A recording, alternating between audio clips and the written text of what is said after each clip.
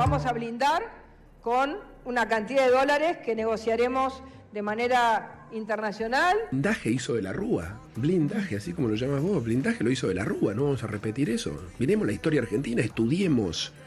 ¿Cómo vas a repetir el blindaje de la época de la Rúa? ¿Cómo terminó de la Rúa después del blindaje? He anunciado un blindaje internacional que nos saca del riesgo y crea una plataforma extraordinaria para el crecimiento.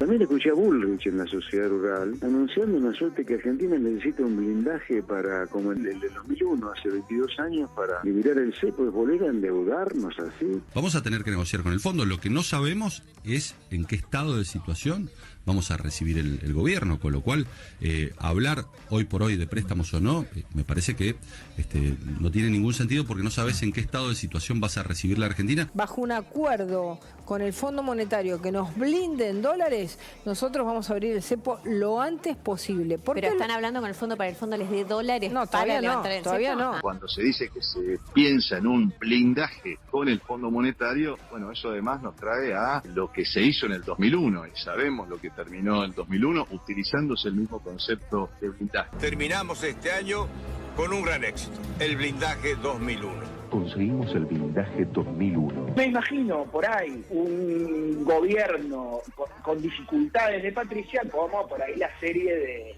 del 2001. Yo me voy a la valiente porque yo la falté. Yo quisiera plantear una cuestión previa. Así que no te pongas ¿Por quién, Patricia? No te pongas porque te habrá protegido la dictadura. Extraordinaria la piba. Los que la protección no tuvimos que ir. Los que tenían arreglo con la dictadura militar son los que se llevaron a Argentina. Aló. Hola, Fernando. Cristian, ¿está viendo a Patricia? Señora Patricia Bullrich. Sí, juro. Licenciado Ricardo Hipólito López Murphy. Sí, juro. El país soportó estoicamente ese periodo que va desde el 98 al 2001 y ese esfuerzo que se hizo fue quizá incomprendido por parte de la población, pero era lo necesario. Fui ministra de Trabajo del gobierno de la Alianza y estoy muy orgullosa de haberlo sido. Yo pertenecí a un gobierno y lo defiendo. Me lo puede decir 20 veces y estoy orgullosa de haber pertenecido a este gobierno. Y le quiero decir de nuevo, vamos a tener otra oportunidad. Los que fuimos del gobierno de la Alianza vamos a tener otra oportunidad. El 2001 será un gran año para todos.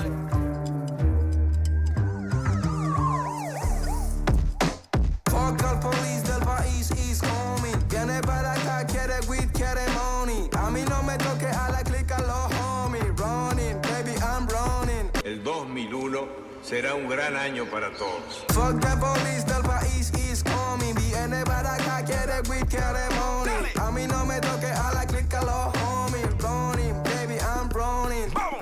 Hola, ¿qué tal? ¿Cómo andan? ¿Qué dicen? Muy, pero muy buenas noches. Estamos haciendo Desiguales en vivo por la televisión pública. Este pibe Trueno se las trae, ¿eh? Bueno, muy 2001 todo, ¿verdad? De un tiempo a esta parte. Una cosa siempre desafiante de esos periodos de la historia argentina y sobre todo tan recientes es que no nos quedemos con alguna imagen o con alguna consigna o con alguna palabrita, en este caso blindaje, que nos trajo hasta acá en este rato, sino tratar de entender permanentemente en esa ventana de oportunidad que nos permite a veces la coyuntura repasar la historia, cuáles fueron las decisiones que llevaron a un país a semejante situación de dependencia, de exclusión con ese estallido, con esa represión. Bueno, insisto, muy 2001 todo en este tramo. Vieron que el resto de Juntos por el Cambio fue muy crítico respecto de Patricia Bullrich. Ni Patricia Bullrich pudo explicar muy bien qué era lo que quería decir.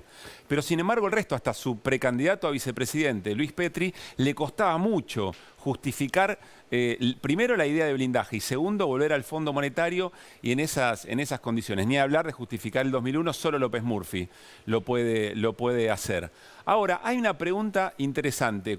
Porque el propio Larreta dice, de ninguna manera volver al fondo, de ninguna manera volver a esa idea de blindaje. Pero la pregunta que nos tenemos que hacer, y en esto va emparentado con repasar las bases y cómo se llegó a aquel momento de nuestra historia, es el proyecto que plantea todos Juntos por el Cambio, en sus similitudes, en sus coincidencias, ¿es sostenible de manera virtuosa, digamos, sin eventualmente un salvataje del fondo, sin recurrir a ese tipo de entregas o de dependencias? Insisto, con un proyecto virtuoso, porque claro, proyectar un país en el que queda la mitad de la gente afuera, bueno, eso se hace con cierta facilidad. Se lo vamos a preguntar a Alejandro Vanoli, que hoy nos visita. Alejandro Vanoli tuvo la responsabilidad de conducir el Banco Central, la ANSES y también la Comisión Nacional de Valores. Y Alejandro Vanoli escribió un libro que nunca me canso de recomendar. El libro se llama Patria o Dólar. Y ese libro explica, entre otras cosas, con quiénes tuvo que lidiar en la responsabilidad que tuvo, por ejemplo, al frente del Banco Central y que atentaban permanentemente contra el tipo de cambio y las políticas económicas que administraban el tipo de cambio en la Argentina. Ahora, hablando de dejar gente afuera, es interesante pensar que la respuesta política al 2001 fue el kirchnerismo. Es decir, la política o la expresión política que condujo a la Argentina a la salida de ese proceso y que efectivamente recuperó derechos, estabilizó el país en términos económicos, en términos sociales, fue el kirchnerismo. Y eso es, de alguna manera, ese es el nunca más que un sector de la derecha argentina ha construido y que tiene como marca identitaria. Y si no, fíjense, el cántico de quienes acompañan, quienes militan a Patricia Bullrich y que se conoció en las últimas horas. Patricia de presidente, para que construyamos este presente, para que construyamos una Argentina, en la que estemos todos menos Cristina. Vota Patricia, vota Patricia. Pensémoslo un poquito en estos términos. Si efectivamente el antídoto político para todo lo que se había hecho en la Argentina que llegó al 2001 fue el kirchnerismo, tiene sentido que haya un sector de la política argentina que para construir su proyecto de país necesite eliminar ese obstáculo. Bueno, yo creo que hay una amplia coincidencia y esto pensémoslo, por favor, a casi unos días en que se cumple un año del atentado contra la vicepresidenta de la Nación. Comunicado del bloque de diputados y diputadas nacionales del Frente de Todos, repudio a los cánticos antidemocráticos de Bullrich y su militancia. Manifestamos nuestro absoluto repudio a los cánticos agresivos y antidemocráticos de Patricia Bullrich junto a su militancia. Bullrich no condenó el intento de magnicidio a nuestra vicepresidenta y ahora arenga y legitima una Argentina sin Cristina. Instamos a que todo el arco, esto es lo que me parece más importante, instamos a que todo el arco político argentino condene sinceramente estas acciones y discursos violentos que invitan a eliminar al adversario político, rememorando las páginas más oscuras de la historia. Una vez más hacemos llegar nuestro pleno apoyo y transmitimos el acompañamiento absoluto a nuestra compañera vicepresidenta de la Nación, Cristina Fernández de Kirchner, a 40 años de democracia ininterrumpida. Reafirmamos el camino de la tolerancia y el diálogo, alejados del odio y la violencia política. Hoy estaba recordando, ¿vieron en los actos que protagoniza Cristina Fernández de Kirchner cada vez que su militancia, porque hay una mención a algún nombre propio desde el otro espacio político y aparece algún cántico ofensivo, la primera reacción que tiene Cristina Fernández de Kirchner es decir, no, eso no. Lo que se está pidiendo es que efectivamente eso se contagie y que el resto de los sectores de la política entiendan que no se puede pensar en estos tiempos en la eliminación, en pensar un país sin no solamente un nombre propio, sin lo que eso representa. Uno podría decir, bueno, después del 1 de septiembre del año pasado todo se entendió un poco mejor. Néstor Espósito, parece que no, que esto está bastante vigente, ¿no? No solo eso, sino que hay todavía una vocación de la eliminación física como una deuda de lo que pasó el 1 de septiembre del año pasado. Y hay un reverdecer de esos sectores que crearon el clima para que pudiera ser posible el 1 de septiembre del año pasado. Si no, mirá esto que vas a ver ahora, porque tiene que ver con algo que está regresando desde el fondo de la historia cercana. Leonardo Sosa, uno de los integrantes de Revolución Federal, esa agrupación de ultraderecha que estaba virtualmente relegada en cuarteles de invierno y que publicó hace algunos días esto, que ya está en el expediente que tramita el juez Marcelo Martínez de Giorgi. El verdadero desafío no es ganarle al kirchnerismo en las elecciones. El desafío es asegurarnos que queden en la tumba para siempre y no puedan levantar la cabeza nunca más. Recién les decía, no me acordaba que este tramo tenía efectivamente esa referencia al nunca más. Pero hay una construcción del nunca más, y que se expresa en cuáles son, insisto, los obstáculos políticos para poder llevar adelante un proyecto de saqueo en la Argentina, como efectivamente ocurrió. Saqueo, transferencia de recursos de nosotros y nosotras, de los sectores siempre vulnerados, de los sectores populares hacia las ya grandes fortunas. Bueno, vamos a charlar en un ratito con Néstor, vamos a ampliar esta información. Nos va a visitar hoy también el Beto Pianelli, en un ratito vamos a charlar con él, porque hoy se cumplió un nuevo paro de 3 horas y tiene que ver con el tema del asbesto. Me parece que no hay plena conciencia de los riesgos que se están corriendo en ese sentido y pareciera que fuera un capricho de trabajadores y trabajadoras del subte respecto del gobierno de la Ciudad de Buenos Aires y la empresa EMOVA. Y también vamos a charlar con un especialista respecto de la boleta única electrónica, del voto electrónico. También somos conscientes del riesgo que hay para que podamos ejercer nuestro derecho al voto, a la fiel representación de lo que votamos, en este caso en la Ciudad de Buenos Aires, pero no solamente. Bueno, lo vamos a charlar hoy también en Desiguales. Me voy a la mesa al encuentro de Pablo Ibáñez y Néstor Espósito. ¿Qué dicen, muchachos? ¿Cómo andan? ¿Todo bien? Muy bien. Abrazo para Luli, que se anda reponiendo, ella seguramente va a estar prontito con nosotros. Ayer fuera del aire leí como una a veces les esguincé el tobillo, no, mentira, es otra cosa. Bueno, ¿por dónde arrancamos? No, me parece que hay que seguir además lo que está ocurriendo en Interna Juntos por el Cambio, en clave de percepción electoral.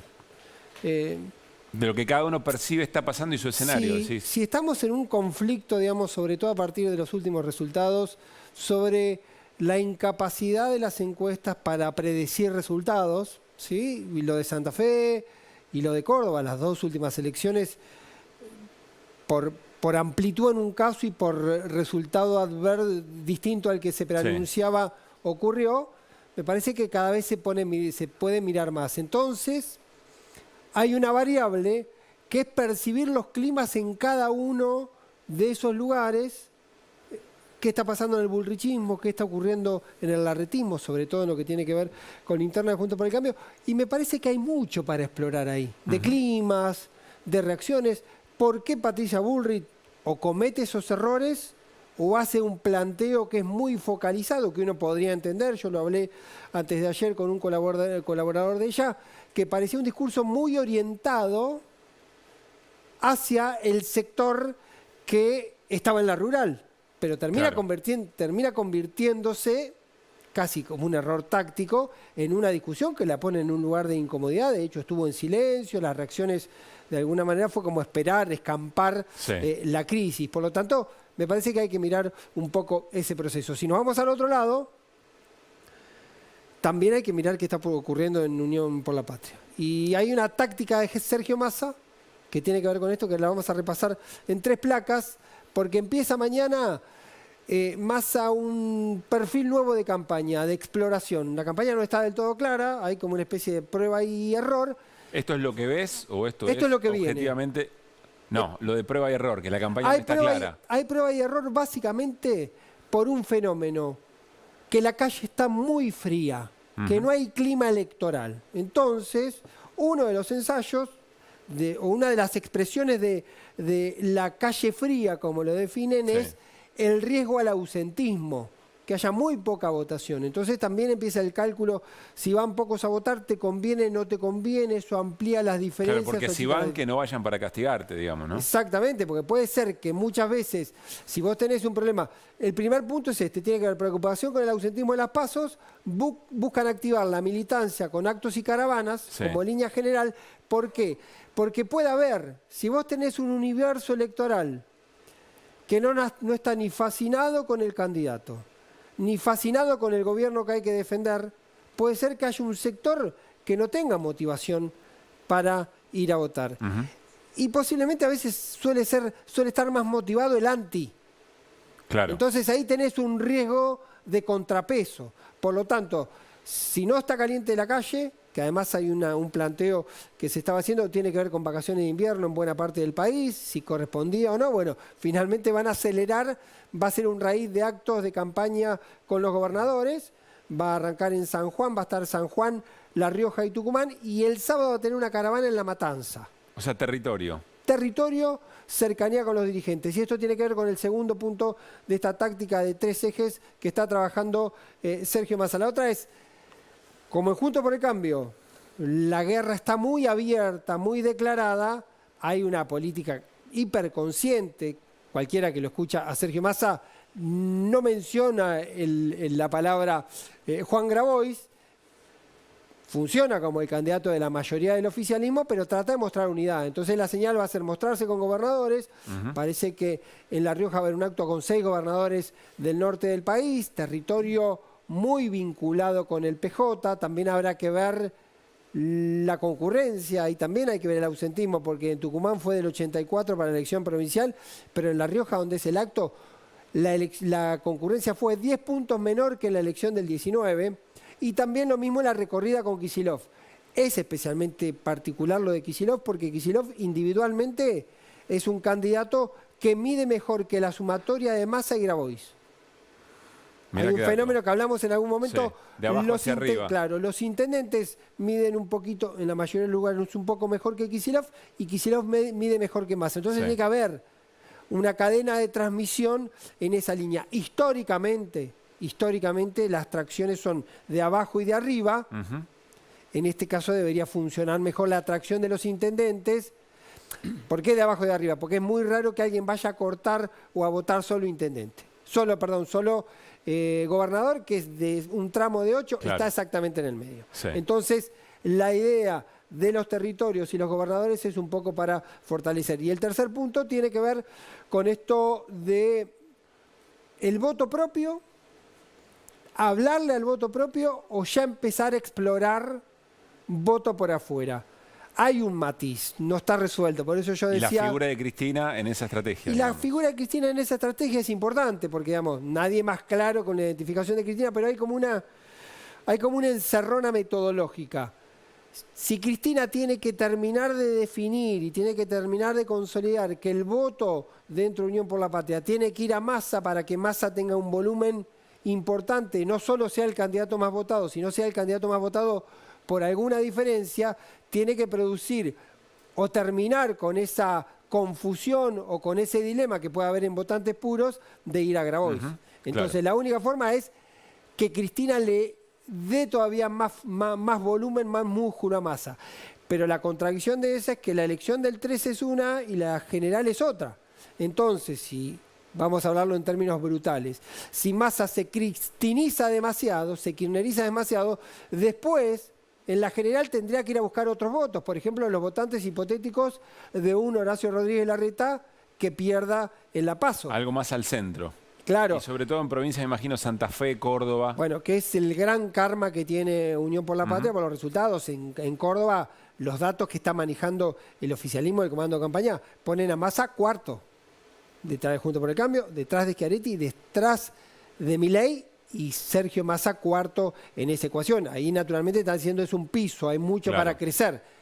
Pero también es un dilema. Pero con otra estrategia quizá después de las PASO, digamos. Después de la PASO. La discusión es si vos te pintás mucho de rojo antes de la PASO, después te querés poner amarillo o te querés poner celeste, es más difícil tapar ese rojo con un celeste. Entonces, más allá de la metáfora un poco tonta, es decir, ¿cuánto color ultracristinista tenés si vos después tenés que ir a interpelar el otro votante o empezás antes a jugar un poco también a hablarle, dando por entendido que no debería haber voto cristinista o kirchnerista que se fugue de la opción Unión por la Paz? Ahí hay dos interrogantes. Uno lo vamos a complementar con Alejandro Banoli, que es si efectivamente en muchas elecciones, y no solo en la Argentina, ni siquiera en la región, definen en las últimas semanas de la elección, es decir, mucho voto emocional, ¿cuánto juegan aquellos que tienen capacidad para molestarte en lo económico, para generarte una corrida, para enturbiarte, empantanarte la cancha desde lo económico, los precios, etcétera? Y la otra consulta es, todo muy bien con las redes sociales, todo bien con los mensajes milimétricos, pero poner en marcha el aparato. Bueno, ¿no? Que en territorio se salga al puerta a puerta. Es el punto 1 de activar, porque alguien me decía hoy, hay que prender la chispa. En el buen sentido digo el aparato, no es despectivo, en el mejor de los sentidos, la organización política. Claro, vamos a ser más casi crudos en eso. Sí. Alguien me decía, prender la chispa en la militancia, porque la militancia y la movilización no es un remis que vaya a buscar al votante el día de la elección. Exacto. Se supone que ese votante, sobre todo si tiene... Hay una palabra clave, es lo que viene haciendo Massa en los últimos 10 días, que es el pedir perdón. Ayer en Santiago del Estero, por ejemplo. Ya lo empezó el otro día, empezó con la clave de que hay que pedir perdón por lo no hecho y una segunda oportunidad para así ahora cumplir con el contrato electoral del 2019 que quedó por lo menos trunco, en el menor de los casos. Entonces tiene que ver con eso. Y después tenés un problema estructural importante que es una indecisión. Un porcentaje muy alto de gente o que no tiene el voto decidido o no lo manifiesta o no lo quiere responder o que no le importa o que no va a ir a votar. Y acá tenemos un cuadro que es interesante para ver, lo hace la Universidad de San Andrés y está explicando, presenta un panorama, el 27% dice que la última semana, incluyendo el cuarto oscuro, 1 de cada 10, no sabía que venía esta placa, define el voto. El 32 define cuando están los candidatos y después hay un voto más duro que vota por lo que se vaya resolviendo. Hay matices en el medio. La elección, mirá lo que es importante también, este tramo final y por qué la calle fría, cuando te hablan de la calle fría. La elección de España, según los analistas, un tercio del votante, sobre todo una elección como la española, que venía muy ajustada, con mucha dureza, resolvió el voto en las últimas 72 horas. Mirá vos. Una que tiene que ver con la indecisión. Tiene que ver incluso en esas 72 horas, no solo está la decisión del voto, está la decisión de ir o no ir a votar, que es un paso previo. ¿Ir o no ir y para qué? Claro, porque es un paso previo, porque si mirás Córdoba, ciudad, 60,6% de concurrencia. Si mirás la Paso de Santa Fe, 63,4% de concurrencia, a niveles muy bajos. O sea, 40% o casi de gente que no fue a votar. Claro, si en Santa Fe, que hasta ahora de lo que yo seguí, el estudio que hice yo, el rastreo que hice yo en un estudio, me puse a mirar los números, Santa Fe, si sacás no concurrencia, voto en blanco y voto nulo, el voto positivo, la gente del padrón que fue a votar a algún candidato es el 51,5%. Es un número muy alto que está demostrando desgano, desinterés, falta también con de expectativa o de empatía, mejor dicho. Y te cierro con esta idea, que también es el otro dilema que está dentro del gobierno. No funcionan tampoco las campañas duras. ¿Qué es una campaña dura? La campaña de Santa Fe. La campaña agresiva, de Santa Fe, violenta. Agresiva. Sí. ¿Por qué? Porque en definitiva puede interpelar en una PASO para ganar una PASO. Le puede funcionar para eso a Patricia Bullrich si quiere retener el voto duro del PRO y ganarle con eso a Horacio Rodríguez Larreta, pero después no genera, en un universo de desencanto, de poca expectativa, no genera la motivación para ir a votar al amplio sector. Hay una frase que suele repetir los campañólogos de Larreta, también un poco los de Sergio Massa, que es las mayorías silenciosas. ¿Qué son las mayorías silenciosas? Las que de alguna manera se movilizaron, o algo similar ocurrió en España, que 3 meses antes, en las elecciones autonómicas, fue una victoria aplastante de las derechas, tanto centro-derecha como de Vox, la ultraderecha. Parecía que estaba terminado y se empató de alguna manera un partido que parecía totalmente perdido. Lo mismo en Santa Fe. Te explican lo que ocurrió básicamente con Puyaro, es que terminó una reacción, un reflujo ante la negativa de la posibilidad de Lozada, con un discurso muy vacío y meramente agresivo, termina convirtiéndose en la lindo mensaje ese para los que terminan acomodando su actitud electoral respecto a lo que hizo una encuesta o un escenario y dejan de ser lo que son, ¿no? Sí, bueno, es el gran conflicto. Porque, que te termina corriendo eso, eventualmente toda la agenda al centro o a la derecha.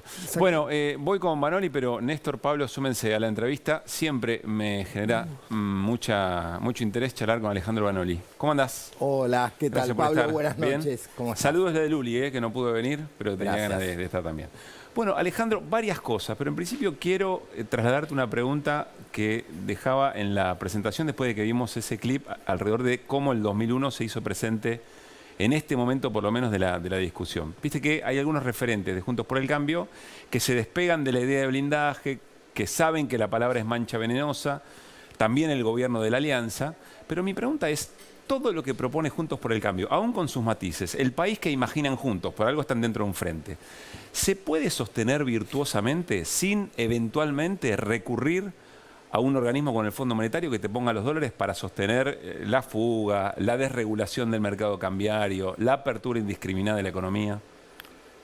No, Pablo, creo que no es sostenible, y esto no solamente es un ejercicio de pensar lo que puede venir si ganan, sino es recoger las lecciones de la historia. Es decir, cada vez que la derecha implementa este plan económico, que sería básicamente, en buen romance, ajuste, devaluación, endeudamiento, valorización financiera, apertura de importaciones, fuga de capitales, siempre termina en una crisis. Lo que pasa es que no te lo dicen así, ¿viste? Dicen déficit cero, eliminar los gastos del Estado que no tienen sentido, vaciar las empresas públicas, no te lo mencionan como vos lo mencionas. Pero vos fíjate qué interesante, déficit cero, Cavallo 2001, déficit cero, Duhovne 2018-2019.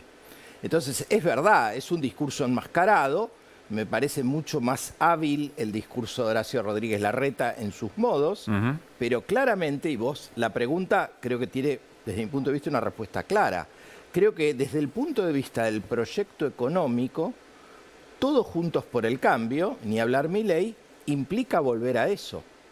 Implica, vuelvo a decir, ¿qué es levantar el cepo inmediatamente? Una maxi devaluación, quita de derechos, ¿no? Las cosas que están diciendo concretamente, lo que hablan de aerolíneas, es decir, en algunos casos con más cuidado, con más sutileza, pero claramente va emergiendo una propuesta de gobierno que en 2015 fue muy mentirosa cuando ganó Macri, pero ahora quizás envalentonados por el hecho de que se percibe de que una parte de la sociedad se ha corrido a la derecha o en parte del mundo, entonces se animan un poco más a blanquear una parte de lo que piensan hacer, claro, sin decir cómo y las consecuencias. Pero ayúdame a atar las piezas. Ni bien asumió Macri, levantó el cepo, sacó retenciones y aumentó tarifas.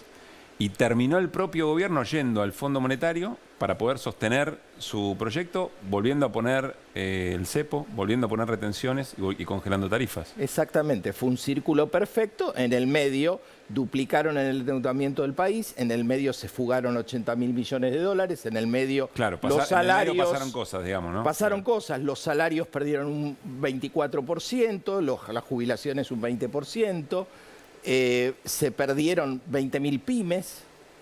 Entonces, bueno, los efectos de las políticas económicas no te los dicen claramente, ¿no? Quiero hacerte una pregunta alrededor del cepo. Yo cada vez que digo la palabra cepo me arrepiento, porque sé que está instalada, pero el cepo es un elemento de tortura, digamos. Y en realidad entiendo yo que estamos hablando de una política económica para administrar el tipo de cambio.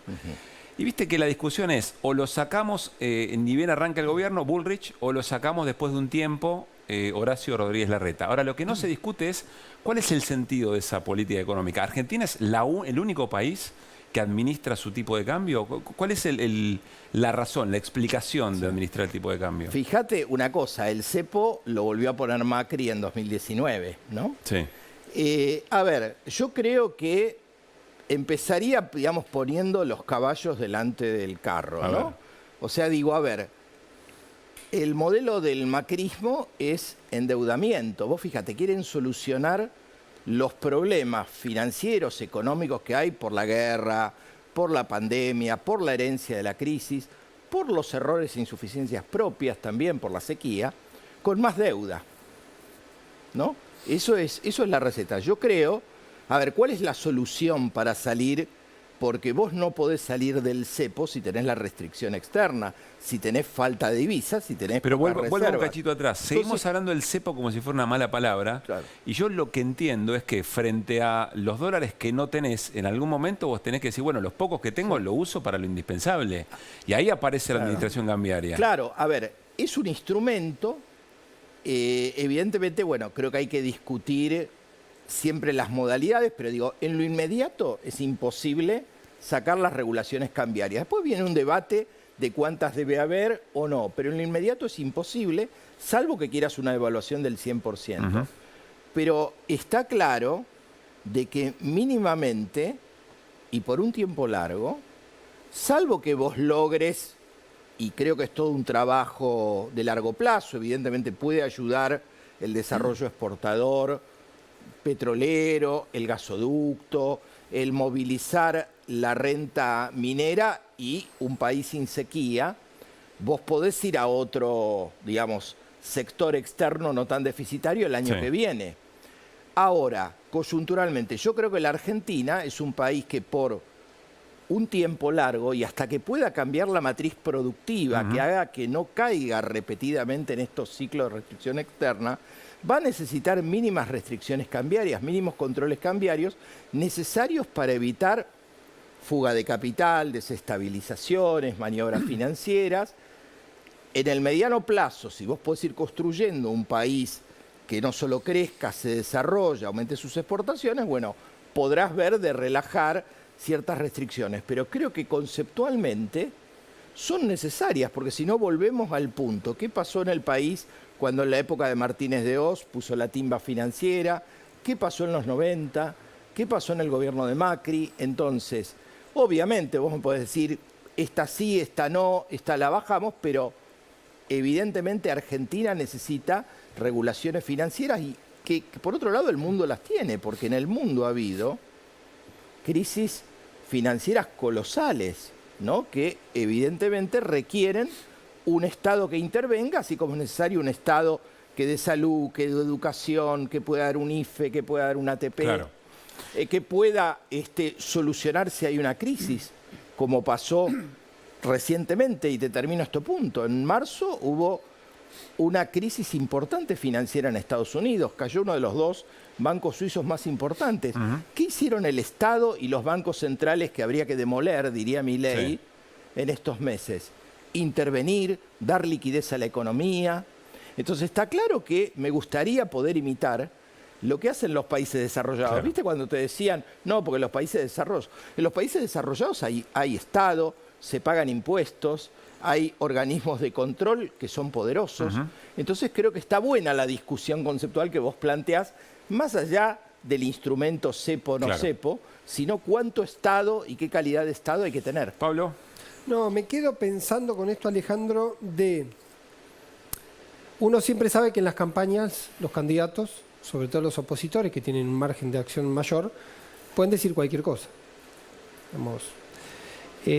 Y que muchos de esos planteos se encuentren un territorio fértil puede tener que ver con la insatisfacción con lo que está ocurriendo. Porque es cierto que el cepo o los controles o las restricciones externas van a estar, o parece que van a estar durante mucho tiempo, delante de una mirada racional. Pero también debe haber muchos que deben querer decir, yo quiero creer mágicamente que va a venir Bullrich o el que sea y lo va a sacar en 3 días. Entonces me parece que hay ahí un poco de negación o cierto descuido o cierta inocencia o simplemente decir, bueno, si esto no funciona, que funcione otra cosa.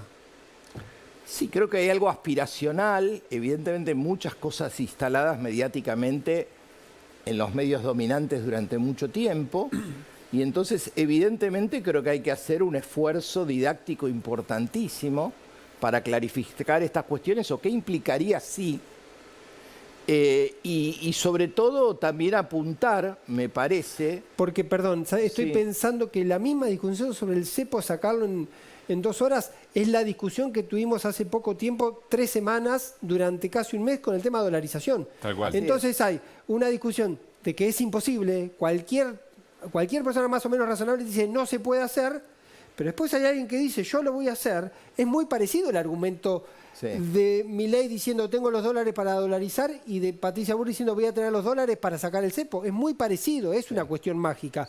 Y funciona. Y funciona. Yo creo que, a ver, me parece que hay un núcleo duro de derecha, conservadora del macrismo que no lo vas a convencer de ninguna manera. Me parece que acá la batalla va a ser por ese voto blando, indeciso, oscilante, que, bueno, sobre el que hay que trabajar, ¿no? Me parece que vos tenés una parte de la sociedad que está convencida que tiene que haber Estado, que tiene que haber regulaciones, que eso es bueno para la producción, para la distribución del ingreso, y una parte a la que no vas a convencer. Pero me parece que en el medio hay toda una franja, por ahí una parte también de los que deciden en último momento, que van a hacer un voto muy estratégico, ¿no? Y creo que ahí, desde mi punto de vista, yo no soy un experto en comunicación, pero me parece que Massa, los candidatos, tiene que clarificar muy bien para apuntar a esa cuestión aspiracional y fundamentalmente deslindar bien cuáles serían los efectos de la política que está proponiendo la derecha y por otro lado, bueno, cuáles son las cosas que se pueden hacer y a las que se puede aspirar. Néstor. Hasta ahora hemos hecho un diagnóstico respecto de la situación económica, una suerte de advertencia respecto de qué podría pasar en el futuro si ganaran los representantes de Juntos por el Cambio. Pero hay una realidad, la Argentina, sobre todo a partir de las últimas medidas económicas, tiene un dólar para exportar, un dólar para importar, tiene un dólar oficial, tiene un dólar blue, tiene formas de comprar dólares contado con liqui y con dólar MEP, y además tiene un dólar ahorro, tiene un dólar Qatar, hay una cantidad enorme de dólares jugando que desordenan necesariamente la economía. Hoy, aquí y ahora, ¿hay alguna forma de que haya un dólar y que uno sepa cuál es esa referencia para toda la economía?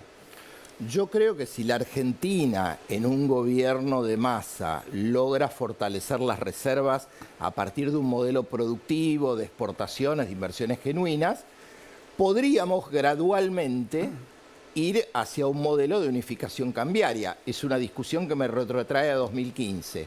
Cuando yo estaba en el Banco Central y discutíamos esto en la transición, obviamente la gente de Scioli lo entendía perfectamente, la gente de Sergio Massa, que en ese momento iba por aparte del entonces oficialista también, y en el macrismo estaban divididos. Obviamente privó en Macri precisamente atender esa demanda populista y demagógica de dólar para todos, aunque no hubiera.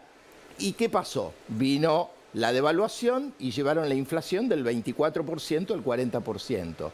Entonces, indudablemente sería deseable ir a eso. Hoy es imposible, por eso creo que es necesario esta diferenciación cambiaria y me parece bueno de cara a esta negociación con el FMI, donde en principio, si se confirman los términos de una negociación que viene muy ensuciada, ¿no?, por muchos factores de poder externos e internos, que la Argentina estaría evitando un gran ajuste fiscal en una economía con la sequía y que viene desacelerada y fundamentalmente evitando una presión para devaluar, que implicaría una unificación, una devaluación del tipo de cambio, que en este contexto generaría una espiralización de la inflación, una pulverización del salario.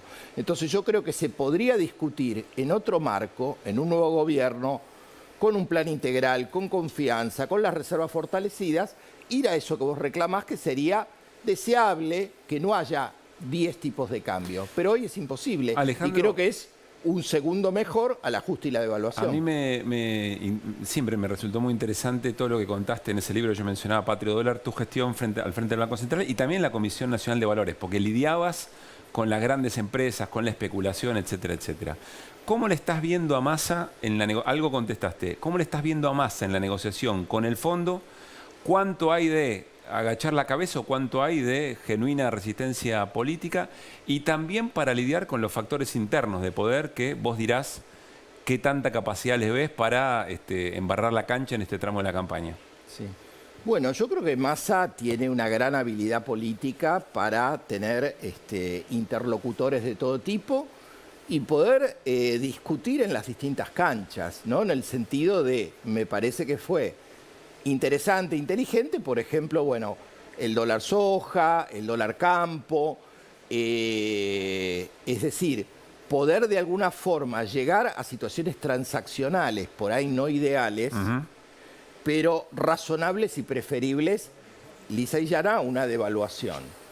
O sea, las ponderás en función de lo que el fondo pedía originalmente. Ahí las considerás. ¿A qué se puede hacer hoy? Claro, ¿cómo haces hoy para ¿No es llegar? posibilismo eso?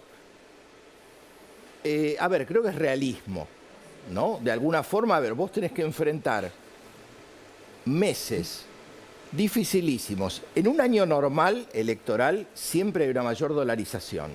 Estás afrontando esto con 20.000 millones de dólares menos por la sequía. Entonces vos tenés que lograr que los exportadores liquiden divisas, ¿no? Entonces me parece que llegar a una situación transaccional donde por ahí también encareces algunas importaciones, que no es agradable y va a tener algún efecto en precios, indudablemente, pero evitás que impacte sobre la canasta básica, sobre los insumos que afectan la canasta básica. Es decir, creo que se trata de llegar a una situación transaccional para que el fondo desembolse, porque bueno, acá hay que recordarlo, este endeudamiento con el Fondo Monetario lo trajo Macri.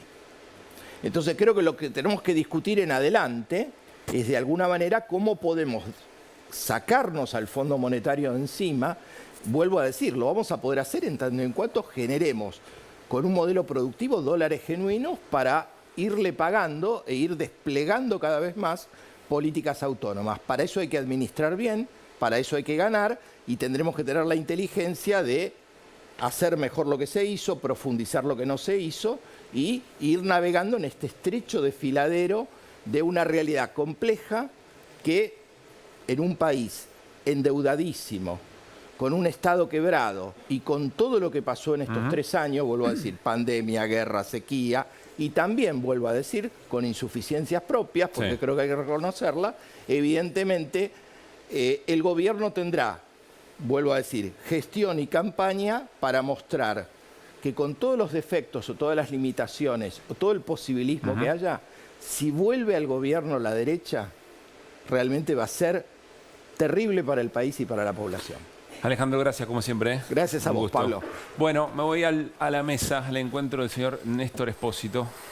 ¿Qué nos cuenta, Néstor? ¿De qué hablamos? ¿De John Lewis o hablamos de Revolución Federal? Arranquemos por John Lewis. Arranquemos por John Lewis. Creo que me lo morfé en la apertura. Que en este momento está escarcelado después de haber puesto una fianza ¿de cuánto?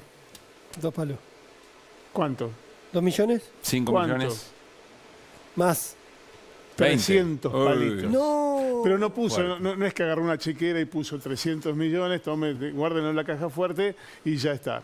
Tuvo que entregar su yate personal y su avión personal. Le debe joder, ¿no? Y sí, un poquito le molesta, porque además de todo eso, Lewis tiene residencia en las Bahamas. Claro. Viajó a Nueva York para presentarse ante un requerimiento del fiscal de distrito de Nueva York, que le dijo, vea, usted está acusado de este delito, si no viene lo vamos a mandar a buscar. Entonces el hombre fue y se presentó y ahora no puede volver a su casa. Es decir, esta noche seguramente va a dormir en una cama confortable, no va a dormir en un catre de Cincinnati o de una prisión.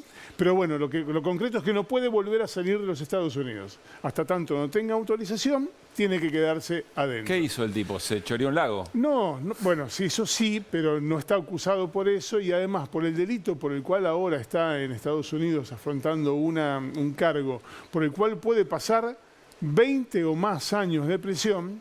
Si eso mismo lo hubiera hecho en la Argentina, el precio era mucho más barato, 4 de máxima. 4 años de prisión en la Argentina. Bueno, no solo eso. ¿De qué lo acusan a Lewis?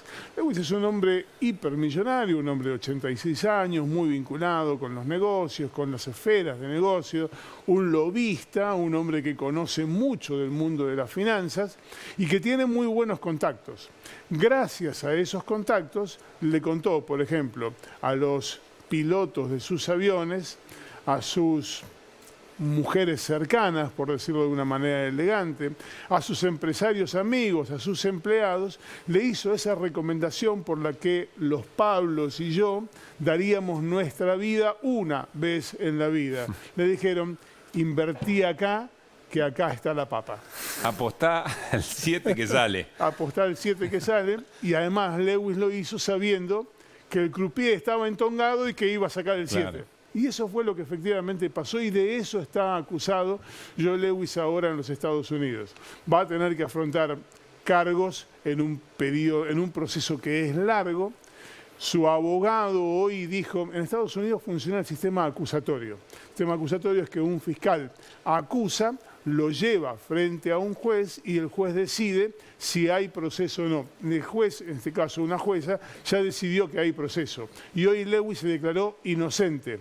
Esta famosa historia que vimos cuando fue el juicio político de Bill Clinton, guilty or not guilty, él dijo not guilty.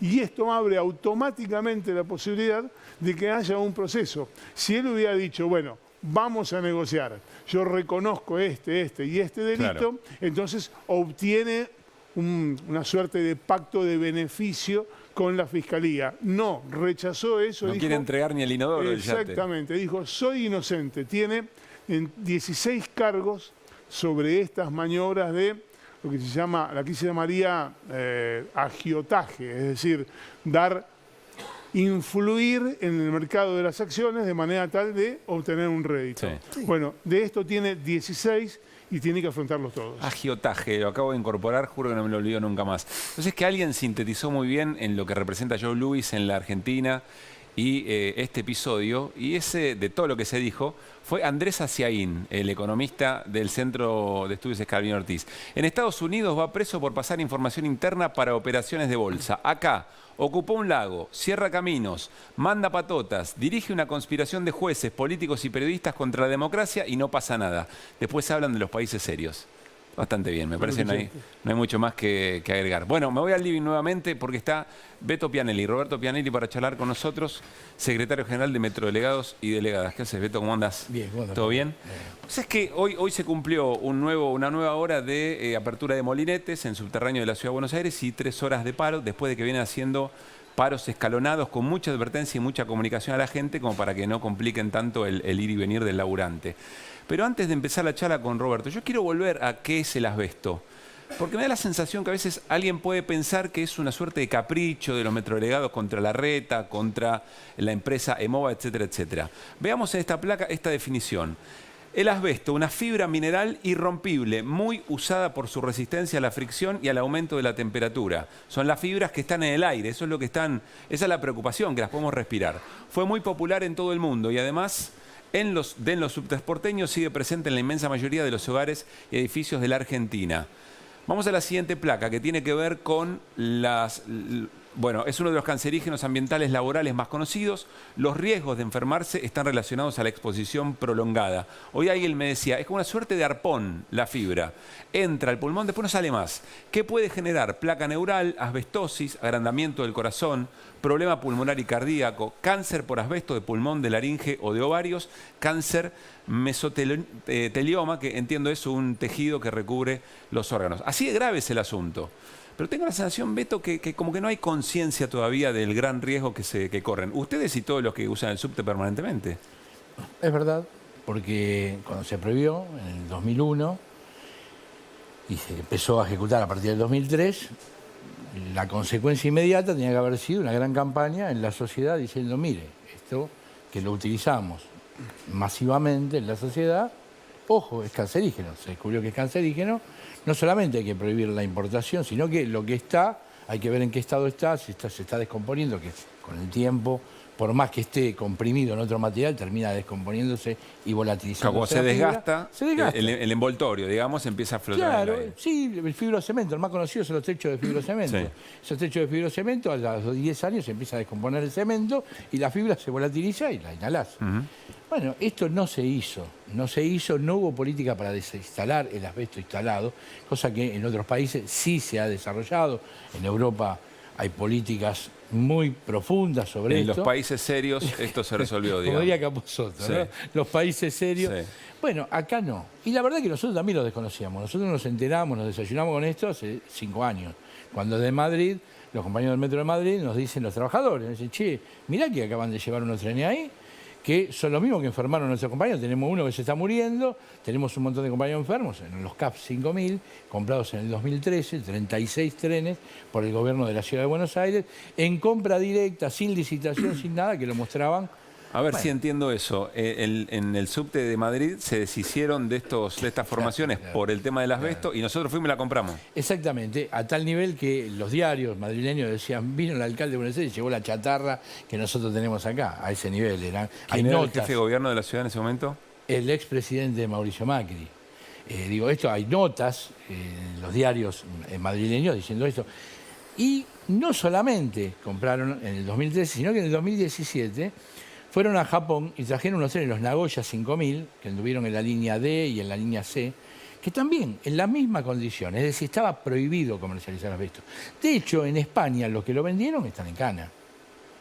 Acá Mirá los que qué lo dato, compraron, sí, los que lo compraron, uno fue presidente hasta hace muy poco, sigue hablando impunemente, y hay otros que siguen en el gobierno, inclusive con pretensiones de ocupar el cargo. Ahora, ustedes lo que están reclamando ahora es que les reduzcan las horas laborales para reducir, digamos, la exposición, pero eso es apenas un...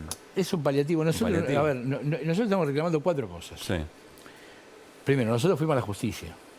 ¿Hay denuncia? Una denuncia, claro, presentamos una causa ambiental. Sí. Lo que se llama una demanda de clase, en representación a los trabajadores, a los usuarios y a los otros trabajadores que trabajan en el subte que no son trabajadores del subte. Desde el policía hasta el diariero, digamos. A todos. Presentamos y nos dieron un amparo. En el amparo la resolución es: hay que sacar todas las asbesto del subte, hay que poner en vigilancia médica a todos los que estuvieron expuestos, se estén trabajando o estén jubilados. Esto es lo que dijo la justicia. ¿Qué hicieron? Apelaron. Dijeron, no se puede, apelaron. En vez de hacerlo, apelaron. ¿Qué hizo la Cámara?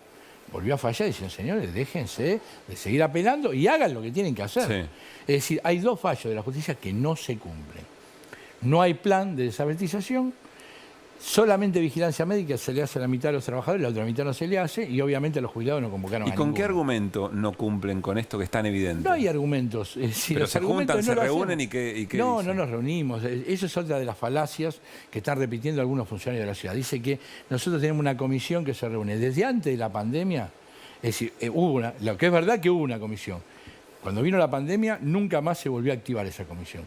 Lo que se hizo, se sacó algunas formaciones, obviamente se desamiantó algunas formaciones, pero lo que después descubrimos, cuando nos enteramos que era el asbesto, fuimos a ver todas las demás formaciones que estaban en el asbesto, todas tenían asbesto. Las que estaban de antes también tenían asbesto, no eran los que trajeron, sino los que estaban... Y después fuimos a ver las instalaciones fijas y veíamos las escaleras mecánicas, los techos, todas las subusinas. Digo, el subte recibe energía y la transforma en los centros de potencia para la necesidad que tiene el subte. Bueno, todas esas usinas, centros de potencia, las bombas de agua, toda estaba plagada de asbesto. Bueno, eso no se sacó, eso no se hizo. Se sacaron algunas formaciones y otras siguen funcionando. Por ejemplo, los trenes Mitsubishi, lo que funciona en línea B, son trenes que tienen 60 años. Deben ser los trenes más viejos que funcionan en un metro en el mundo. Deben ser, porque a los 30 años era un tren de superficie en Japón. No sé si lo deben haber regalado. Bueno, es el que está en la foto, el que tienen ustedes en la foto. Ese tren, el de Pana roja, ese tren está todo revestido en asbesto. Porque en Japón, como nevaba, ¿qué era lo que hacían? Pintaban todo el tren con pintura, se llama bituminosa, que es pintura de asbesto. ¿Para qué? Para que contenga el frío. Claro, como aislante, digamos. Y como aislante, era un aislante. Entonces estaba todo pintado. Eso no se puede sacar. Porque si vos sacás la pintura, estás contaminando, estás liberando la fibra. En el mundo, lo que se hace, Chile, no tiene que ir muy lejos, lo que hacen esos trenes, los sacan de circulación, los entierran y ponen trenes nuevos. Hace 5 años que sabemos que ese tren hay que sacarlo. La ciudad tiene que licitar trenes, porque no hay trenes para reemplazar eso. ¿Pueden decir que no tienen recursos? No, en la ciudad de Buenos Aires, recursos. 4 veces firmaron con nosotros que iban a licitar los trenes, 4 veces. Tenemos las actas firmadas. Bueno, hay que preguntarle a la ministra de Transporte de la ciudad cuándo piensa licitarlo. Porque cuando lo licitas, no es que vos licitas y mañana te traen los trenes. Pasan 4 años hasta que lo fabrican y te lo hacen a medida. 4 años más vamos a tener del día que lo liciten. Tenemos asbesto instalado. A ver, quiero preguntarte esto, Beto. ¿Cómo haces, te lo pregunto por desconocimiento, no por duda, para saber si una patología de alguno de los compañeros o compañeras está vinculado directamente con el tema del asbesto y cuántas personas hay en este momento que tienen alguna comprobación científica de que lo que les pasa tiene que ver con esto? Bueno, mira, lo que sí existe, desde que primero lo negaban, cuando lo tuvieron que aceptar, se formó una comisión médica. Eso sí existe, hay una comisión médica. Hubo que hacer todos los estudios de los trabajadores porque los que había hecho la RT no servían para nada, lo habían hecho formalmente. Se le hace placa de tórax, se le hace espirometría y si es necesario y se ve en la placa de tórax que hay algún problema, se hace tomografía.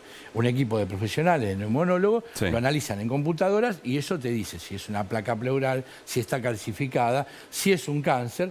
Eso te lo van diciendo los médicos a través de los estudios.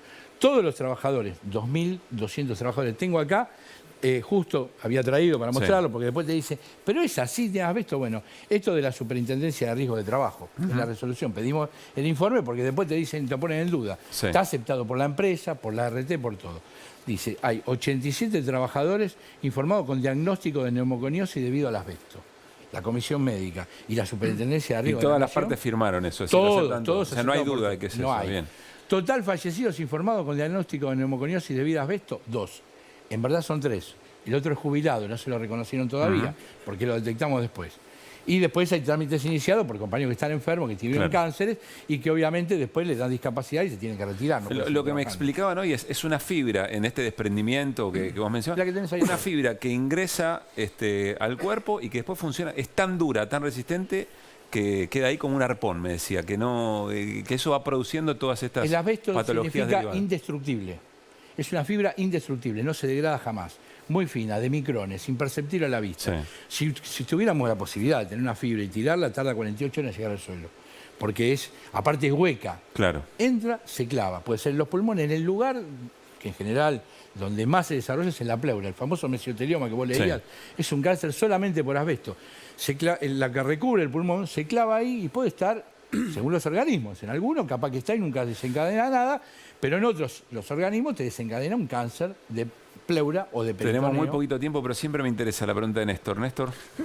Usted decía recién que los trenes estos que estaban pintados con asbesto, habría que sacarlos de circulación, enterrarlos y poner trenes nuevos. Nosotros contamos en Tiempo Argentino hace algunos días que se había suspendido la subasta de 14 coches de General Electric con la sospecha de que podían contener asbesto. ¿También eso sabría? ¿Todos los coches que se sacan de circulación deberían ser enterrados de esta manera?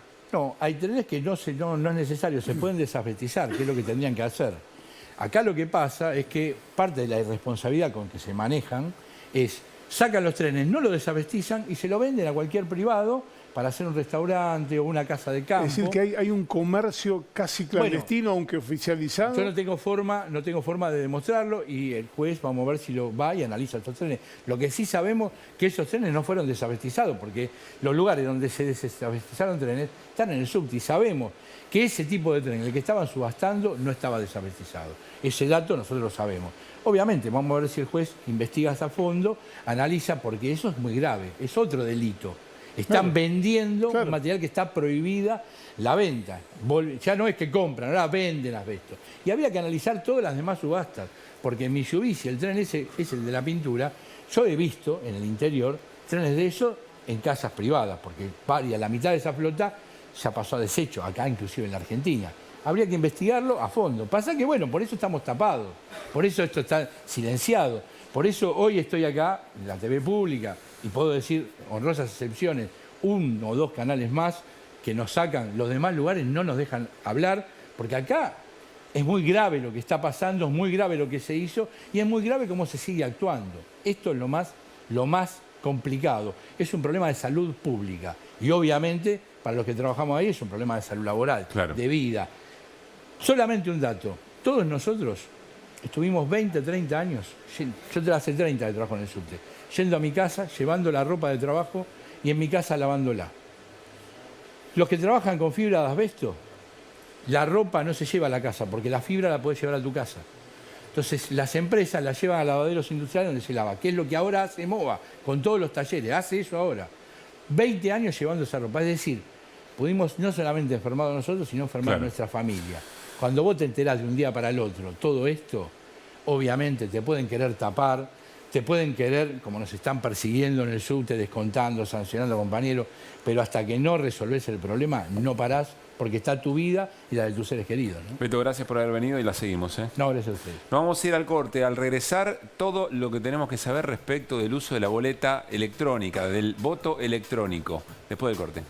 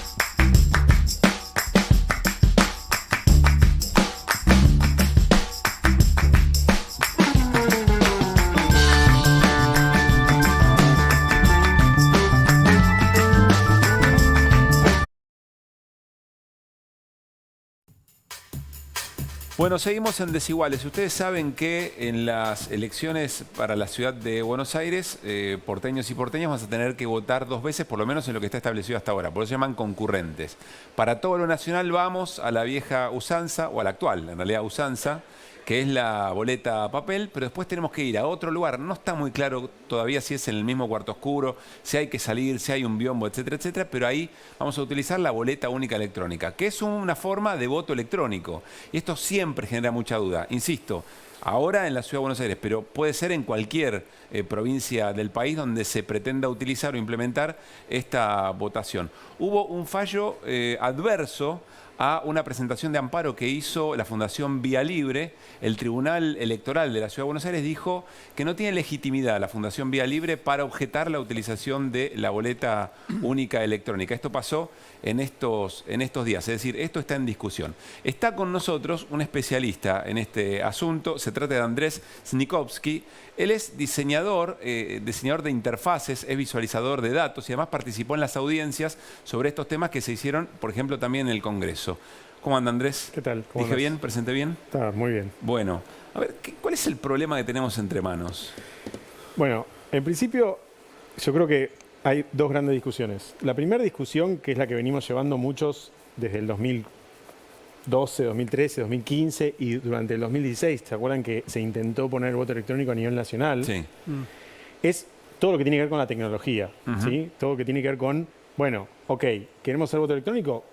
¿Qué tipo de tecnología? ¿Qué se puede hacer? Digo, todo eso es una discusión muy tecnológica de la cual yo no soy el especialista, necesitas genios de la informática para poder discutir eso. Sí. Y además el problema que tiene esa discusión es que nos deja a todos afuera. Digo, Claro. a vos, a mí, a los votantes, quedamos afuera. Eso ya huele mal, porque los sistemas de elecciones y la democracia, digamos, la parte más fundamental es el voto. Sí. Y en ese lugar todos tenemos que entender lo que está pasando. Nadie todos tendría que tener ninguna duda respecto y a además, eso. los que auditamos las elecciones somos todos, en realidad. Son los fiscales, las autoridades de mesa, pero también los votantes. Digo, todos estamos mirando. Pues sí, si hay un intermediario Y bueno, ya si empiezan a ver... electrónico, ya hay un problema. Yo me quedo afuera para saber si esto va bien o va mal. Tenés todo el problema tecnológico. Pero Sí. supongamos que corremos un poquito el tema tecnológico para no dejar afuera a los que nos están mirando. Después hay todo un problema de procesos. Digo, ¿cómo llegamos a votar dentro de 20 días con esas máquinas que estamos viendo ahí atrás? En el medio hay licitaciones, auditorías, audiencias, todo un montón de cosas que tienen que pasar, que antes no existían, porque no...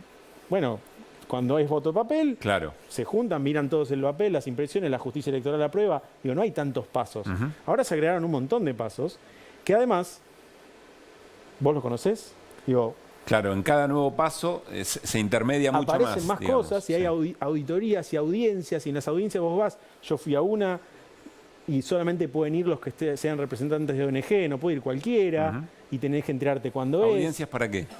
Bueno, el proceso mal que mal fue, primero se hace una licitación, un llamado a licitación. ¿Qué empresa va a aportar esa Básicamente el tecnología? gobierno dice, bueno, yo necesito que una empresa se presente para hacer el voto electrónico. La licitación en sí, digamos, delimita todas las cuestiones que tienen que cumplirse. Bueno, tiene que ser así, tiene que ser así, en este caso tiene que tener respaldo papel, todas estas cosas que hemos escuchado hablar por ahí. Después se presentan empresas. ¿Qué pasa? Cuando vos haces una licitación para algún sistema como este, tenés que ser muy estricto, porque tenés que decir, no, yo como gobierno, yo como legislatura, porque la legislatura es la que decide qué tipo de cosas se pueden hacer o no, hace una ley, dice, se puede hacer esto, se puede hacer lo otro, tiene que estar respaldo papel, qué sé yo. Bueno, haces la licitación. La licitación la tenés que hacer lo más exacta posible, pero si la haces tan exacta, que es lo que está pasando, solamente se puede presentar a una empresa. Porque cuando vos lees la licitación, si no sabes qué empresa se va a presentar, decís, bueno, hay una empresa que sabe hacer exactamente esto. Del otro lado tenés... O sea, está la duda de si la licitación se hizo a medida. A ver, yo no te diría que se hizo a medida, pero es a medida. ¿Por qué? Te explico por qué. Hay una empresa, MSA, Sí. que es la única que ganó todas las licitaciones que hubo en la Argentina de voto electrónico, las ganó MSA. No hubo ninguna otra. Hubo algunas otras pruebas en algún lado, pero este año en Neuquén, en Salta, en algunas localidades de Córdoba y ahora en la Ciudad de Buenos Aires. En todas se presentó ella sola. ¿Por qué? Hagamos el análisis. Pongamos que nos ponemos una startup nosotros dos y decimos, vamos a competirle. Para competirle tenemos que, primero, cumplir toda la licitación a pie, de punta a punta. Un dato, MCA sacó el puntaje, digamos, que te asignan en la licitación, que sería como un examen, 97.2 o 92.7, ahora no me acuerdo, pero casi 10. Entonces nosotros tendríamos que, dentro de 2 años, bueno, vamos a una empresa, en 2 años tenemos que hacer un sistema mejor que el de MCA, o sea, tenemos que apuntarle a sacar 99, más barato, porque dentro de que sea mejor tiene que ser más barato, y con más experiencia. Pero nosotros no tenemos experiencia. MCA, como viene hace varios años haciendo esto mismo en muchos lugares, tiene la experiencia. El sistema... Perdón, ¿y qué problema hay con que sea una única empresa que gana todo? Eso es una pregunta excelente para hacernos a todos. Perdón. En teoría MCA, Angelini, es como el inventor de ese sistema.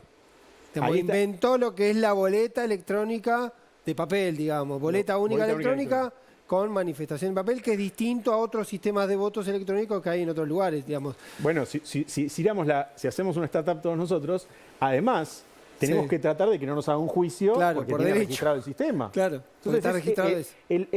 La ranura por la cual otra empresa podría intentar ganar es mínima. ¿Por qué alguien lo haría? Porque además pensá que tenés que ganar plata, tenemos que hacer negocios, si no, ¿para qué lo haríamos? Entonces, esa empresa es imaginaria, digamos, ¿no? Por algo no sucede, ¿no? Tengo un paso previo que me parece que es como un mal de época.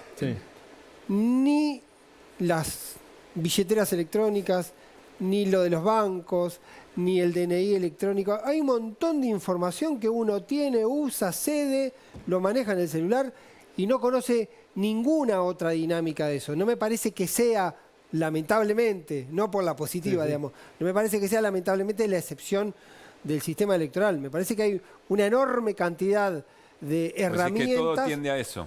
Digamos que uno no sabe cuál es la dinámica del banco, ni de la tarjeta electrónica, bueno, ni digo... Te digo una cosa. Primero de todo voy a confesar una cosa. Yo al principio, hace casi 10 años, escuché el voto electrónico. Yo soy un fanático del electrónico. Hago todo, la computadora, el celular, la Smart TV. Dije, por supuesto, hay que ir hacia eso, si todo va hacia eso. Claro. Después uno empieza a rascar un poquito y investigar y te encontrás con varios problemas muy graves. Uno, todo eso que vos estás contando y que todos usamos, el cajero, el celular, tiene vuelta atrás. Vos haces mal un depósito, ya vimos que a veces incluso te estafan, y bueno, podés hablar con el banco, tenés alguna opción. Filtración de datos para arrancar.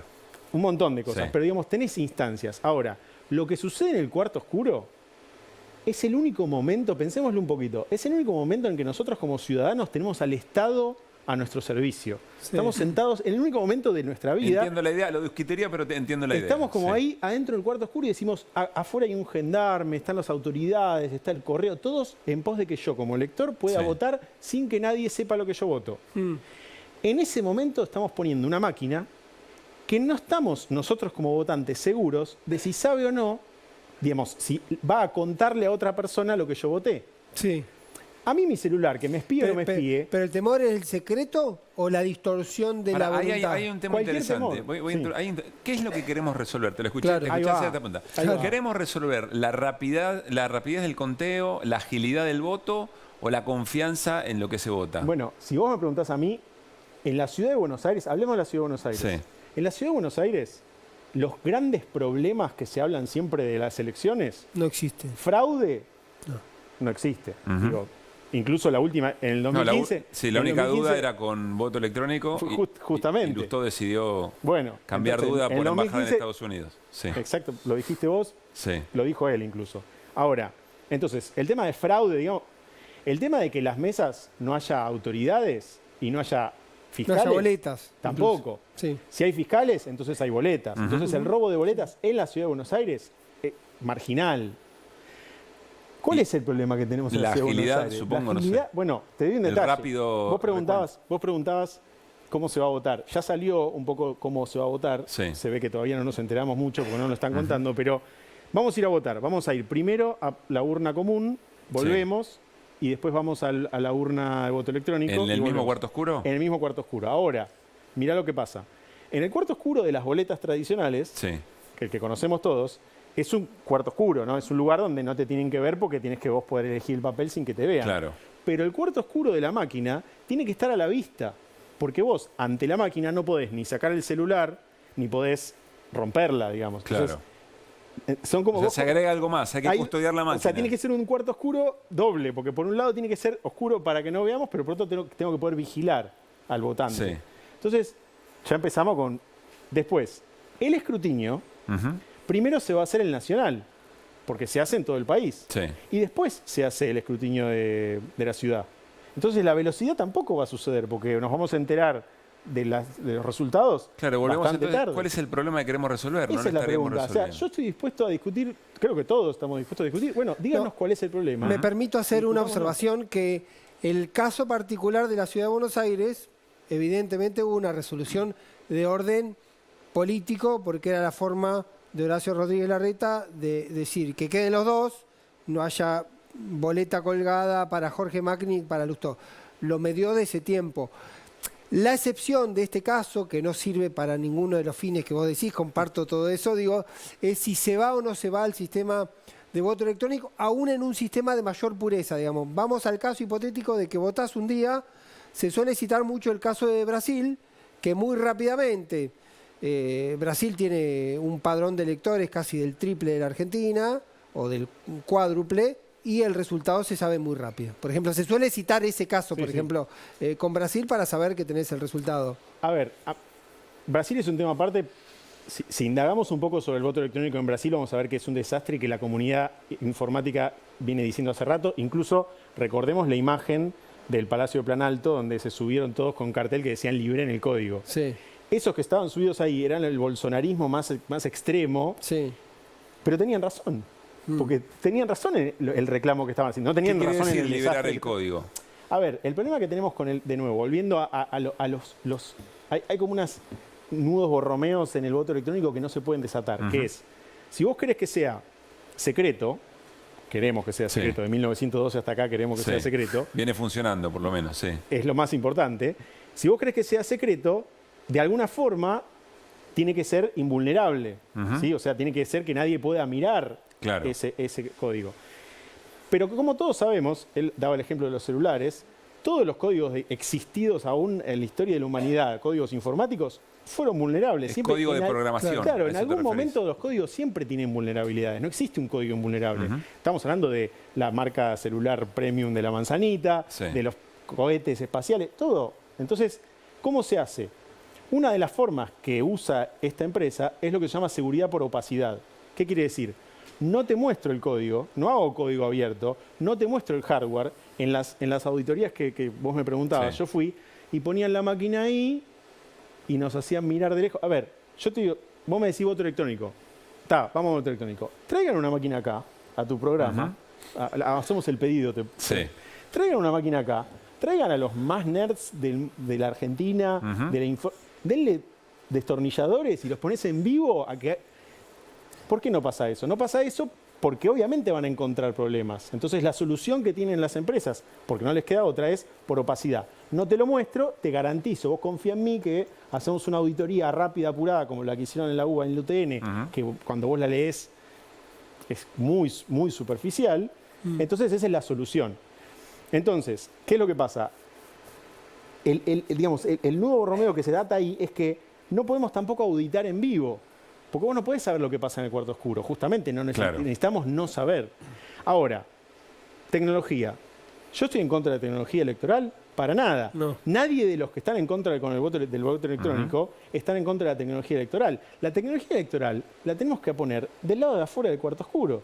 Una vez que yo ya emití mi voto, en Santa Fe escanean con el celular y leen en vivo los votos. Hay miles de opciones para usar después. ¿Por qué? Porque en el escrutinio ahí sí podemos repetirlo 3 veces, podemos auditarlo, podemos poner 10 personas mirando. Esa parte sí se puede hacer mucho. Clarísimo. El voto no. Vos emitís una vez y esa es. Andrés, sí, acá, perdón. Dale, Pablín, cerramos. No, porque el tema Te vas a ir. Me divierte Pará, mucho. Hagamos un capítulo 2. Hagamos un capítulo 2 de esto, si te parece. Encantado. Andrés, la verdad... nos diste certeza en las dudas que ya efectivamente teníamos. Es mi misión en el mundo. O sea, dudemos de esto y preguntemos. Hagamos todas estas preguntas y que nos respondan. El problema es ese. Hay un instituto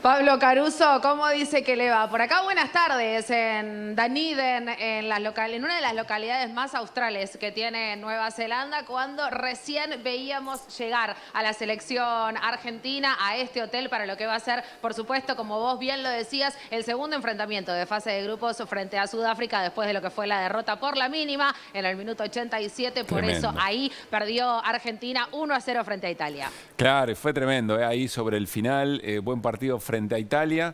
Y hablarnos algo de Sudáfrica, ¿qué tan accesible es? ¿Cuáles son los desafíos de la selección en este partido, Natalia? Mira, Pablo, tiene una frase Germán Portanova que viene repitiendo ya hasta en la previa de lo que era llegar a Nueva Zelanda, y es que las morenas corren y mucho, porque cuando hablamos de Sudáfrica estamos hablando de las últimas campeonas de la Copa Africana. Entonces, después de lo que fue el primer partido contra Italia, veremos o no si las 11 titulares son las mismas o si arranca con algunos cambios, quizás en el medio campo, quizás también en el arranque en la ofensiva. O quizás se anima con las mismas 11 titulares y llegan más rápido los cambios, porque esa fue alguna de las críticas que le hicieron al entrenador de la Argentina, ¿no? Que en los segundos 45 minutos los cambios llegaron un poco tarde, contrafácticos, saber qué hubiera pasado si los cambios hubiesen llegado antes. Pero bueno, esa es la crítica. Veremos si la toma o no. Él es el entrenador, así que veremos cuáles van a ser las decisiones. Pero también la gente que sabe dice que las sudafricanas corren, pero no se sabe si corren los 90 minutos. Entonces quizás el pensamiento en lo que tiene que ver con lo técnico y lo táctico de Germán Portanova y del cuerpo técnico sea afrontar los primeros 45 minutos y más técnico, ¿no? Y no tanto en lo físico. Claro. Natalia, para repasar y dejando exitismos de lado, digamos, ¿no? ¿Cuál es el desafío que tiene la selección femenina de fútbol? Entiendo que ganar partido, tratar de pasar a octavos ya sería un montón. Lo menciono como para entender cuáles son los contextos y el modo en que se llega hasta aquí. Es interesante lo que decís, Pablo, porque estoy convencida que en nuestro país al fútbol femenino hay que contarlo indefectiblemente en su contexto para entender por qué hacer un buen mundial para la Argentina significaría ganar un primer partido por primera vez. La Argentina está disputando su cuarta participación en una Copa del Mundo. Ya se jugaron 9 mundiales en lo que va desde 1991 para acá. Vanina Correa es una de las jugadoras argentinas, la arquera que jugó y disputó los 4 mundiales. ¿Qué es hacer un buen mundial para la Argentina? Poder llevarse en la valija, poder llevarse en el recuerdo también haber ganado su primer partido en una Copa del Mundo. Más allá de lo que pase, por supuesto. El sueño es pasar por primera vez también fase de grupos, llegar a octavos. Pero hoy hacer un buen mundial, lo viene diciendo Germán Portanova en la previa también de esta Copa del Mundo, es ganar un primer partido, porque a partir de ahí indefectiblemente va a ser todo ganancia. Natalia, ¿cómo está la situación de la jugadora argentina que sufre bullying por tener tatuado a Cristiano Ronaldo y ser calificado por eso de anti-Messi? Es algo que venimos hablando y también intentando reflexionar y analizar, ¿no? Porque la pregunta es, ¿se le da entidad o no? ¿Qué hacemos con los haters en las redes sociales? Yamila Rodríguez está disputando su primer mundial con lo que eso significa mental y emocionalmente. Ojalá esto sea nada más un empujón y una motivación. Viste, como muchas veces dicen los deportistas, el enojo me ayuda para salir y querer comerme la cancha y al rival. Ojalá eso le pase a Yamila Rodríguez y pueda enfocarse netamente en los 90 minutos de juego, si le toca jugar desde entrada o con los cambios que disponga Germán Portanova. Pero la verdad que enfocarse en lo que tienen 10, 15, 25 tweets, la verdad que es una lástima también para una jugadora del calibre de Yamila Rodríguez.